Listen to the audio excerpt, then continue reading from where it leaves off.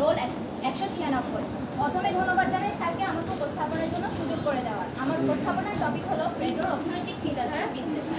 প্রাচীন গ্রিকে অনেক দার্শনিক জন্ম নেয়, তার মধ্যে অন্যতম হলো প্লেটো। প্লেটো 427 খ্রিস্টাব্দে গ্রিকে জন্মগ্রহণ করেন। প্লেটো আবার অন্য দার্শনিক সক্রেটিসের সদস্য ছিলেন।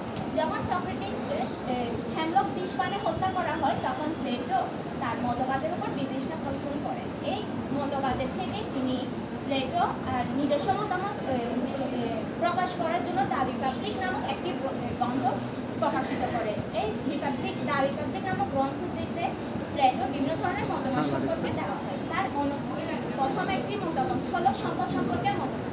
প্লেটো সম্পদ অর্জনেরও বিপক্ষে ছিল এবং সম্পদ চরম দারিদ্র্যেরও বিপক্ষে ছিল। এই মতামত থেকে তিনি দুটি মতামত পোষণ করেন। একটি হচ্ছে যে সম্পদের প্রয়োজন, যেমন তিনি মনে করে অতিরিক্ত সম্পদ অর্জন হচ্ছে যে সুখ দেশের সমাজের অধঃপতনের কারণ, এবং অন্যটি হচ্ছে নৈতিকতার প্রয়োজন।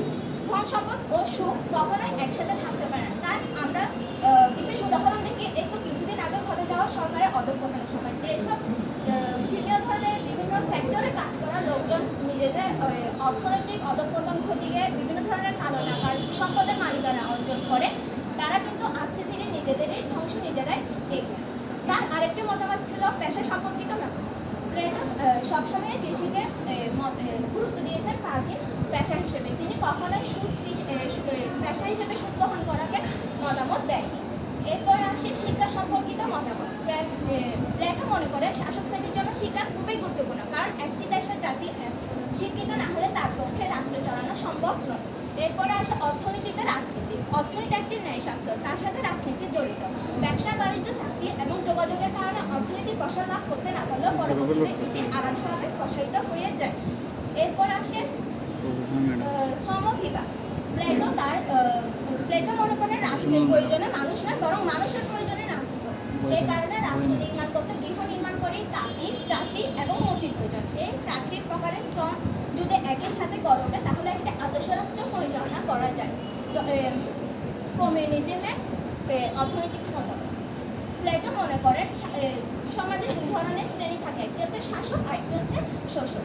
শাসক শ্রেণী যখন নিজেদের সম্পদের সাহায্যে অন্য শ্রেণীকে শাসিত করে, তখন তাদের মধ্যে একটি কমিউনিজম দেখা যায়। তার মধ্যে প্লেটোর বিখ্যাত মতামত ছিল যে তোমার সম্পদ এবং সম্পত্তি কোনোটি তোমার বর্তমান এবং ভবিষ্যতের মালিকানার জন্য প্রয়োজন, যার মাধ্যমে কমিউনিজমের একটি আভাস পাওয়া যায়।